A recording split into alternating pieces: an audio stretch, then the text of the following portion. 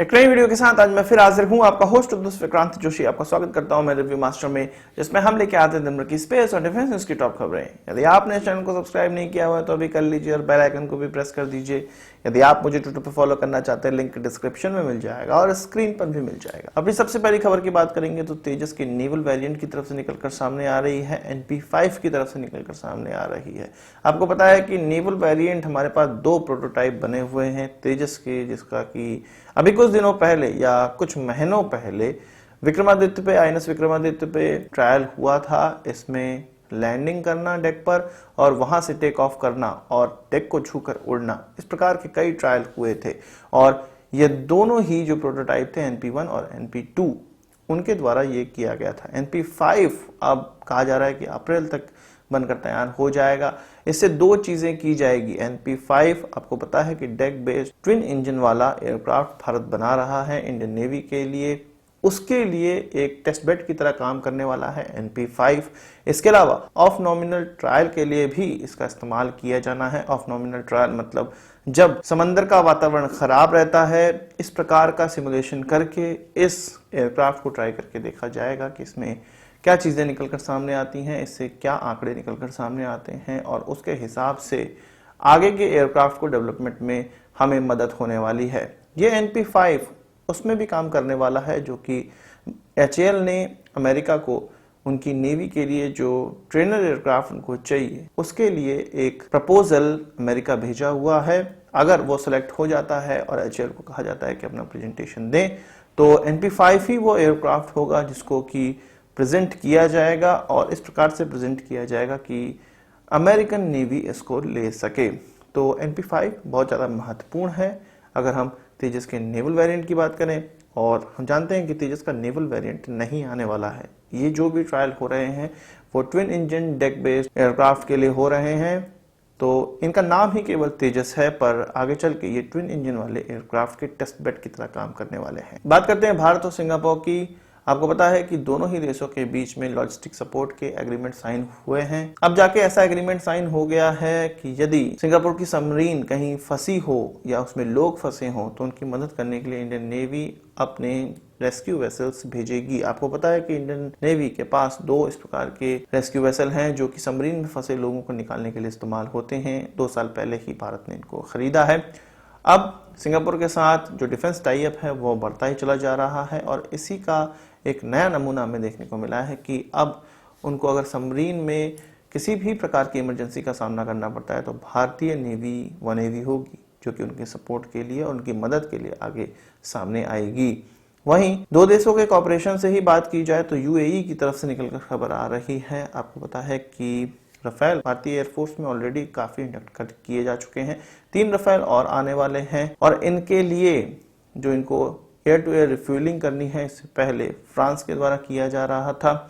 अब UAE सामने आ चुका है और 2 बार उनके एयरक्राफ्टों के द्वारा इसकी रिफ्यूलिंग की जाएगी। आपको पता है कि UAE एयरबस के टैंकर एयरक्राफ्ट इस्तेमाल करता है जो कि इस प्रकार की रिफ्यूलिंग में काम आते हैं। UAE के साथ जो संबंध हैं वो अभी के गवर्नमेंट के कारण बहुत अच्छे बने हुए हैं भारत के, और इसी अच्छे संबंध को दर्शाता है UAE के द्वारा इस प्रकार की रिफ्यूलिंग करना। वही बात करते हैं सी ड्रैगन 2021 एक्सरसाइज की।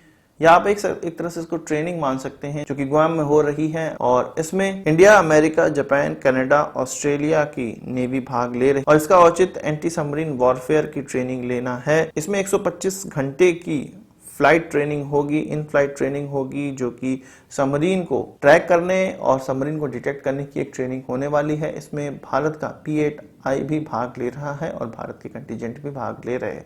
इसके माध्यम से अमेरिकन सबमरीन को ढूंढा जाएगा, उसको ट्रैक किया जाएगा और ये चीजें सिखाई जाएंगी कि किस प्रकार से इन एयरक्राफ्टों के माध्यम से एंटी सबमरीन वॉरफेयर किया जाता है। और ये अभी के समय में भारत के लिए बहुत ज्यादा इंपॉर्टेंट है चीन का सिनेरियो देखते हुए। बात करते हैं रशिया और S-400 की। आपको पता है कि रशिया के द्वारा हमें जो S-400 बेचा गया है वो इस साल के अंत तक हमें प्राप्त हो जाएगा। इसके लिए जिन लोगों को इसको चलाना सीखना है वो भारतीय कंटीजेंट अब कुछ दिनों में ही, इसी महीने कुछ दिनों में ही रशिया के लिए रवाना होने वाला है। वहां पर उनकी इंटेंस ट्रेनिंग होगी। S-400 को किस प्रकार से इस्तेमाल किया जाता है ये वो सीखेंगे। इसके बाद उनकी वापसी होगी और S-400 भी भारत आ जाएगा। तो वो लोग जो कहते हैं कि S-400 भारत आने के बाद अमेरिकन सैंक्शंस लग जाएंगे, भारत पेमेंट नहीं कर पाएगा, तो ऐसी कोई भी बात नहीं होने वाली है। जो प्रोसेस है वो आगे बढ़ रहा है। इंतजार केवल S-400 का भारत आने का है। आपको बता दूं कि लगभग $5 बिलियन का ये जो मसौदा था, ये सौदा था, वो पूरा किया गया है और इसकी अभी तक $800 मिलियन की पेमेंट ऑलरेडी हो चुकी है। उसमें तो किसी प्रकार का सैंक्शंस देखने को नहीं मिला है। बात करते हैं हॉक आई की, जिसको HAL ने अपग्रेड किया है। HAL ने हॉक ट्रेनर एयरक्राफ्ट को अपग्रेड किया है, जिसको कि हॉक आई बनाया है और हॉक आई को वेपन से लैस करने के लिए जो प्रोसेस है वो स्टार्ट हो गया है। आपको पता है कि हमारे पास 100 मिसाइल हैं या 100 बम हैं, जिसको कि स्मार्ट एंटी एयरफील्ड वेपन कहा जाता है, जो कि एक गाइडेड बम है। इसका इस्तेमाल इस हॉक आई में अब किया जाने लगा है। 125 किलोग्राम का यह बम इसमें इस्तेमाल करके देख लिया गया है और उड़ीसा के कोस्ट पे ये ट्रायल किया गया। हम तो उड़ीसा के कोस्ट पे ट्रायल कर लेते हैं और कभी भी इस प्रकार के ट्रायल होते हैं तो अपनी जनता की सुरक्षा सबसे पहले देखी जाती है, पर पाकिस्तान में ऐसा नहीं होता है। अभी कल परसों की खबर में निकल कर सामने आया है कि शाहीन 3 का उन्होंने ट्रायल किया। 2750 किलोमीटर तक मारक क्षमता वाली ये उनकी मिसाइल है और सक्सेसफुल इसको कहा गया। सबने तालियां बजाई, एक दूसरे को मुबारकबाद दी, पर हुआ क्या, बलूचिस्तान में जाके ये एक गांव पे गिर गया और वहां पे कई घर नष्ट हो गए, कई लोग घायल हो गए। बलूचिस्तान के कई नेताओं ने इस चीज को ट्वीट भी किया, पर ये चीजें कहीं पे देखने को नहीं मिल रही हैं। केवल ये कहा जा रहा है कि ये मिसाइल सक्सेसफुल रही।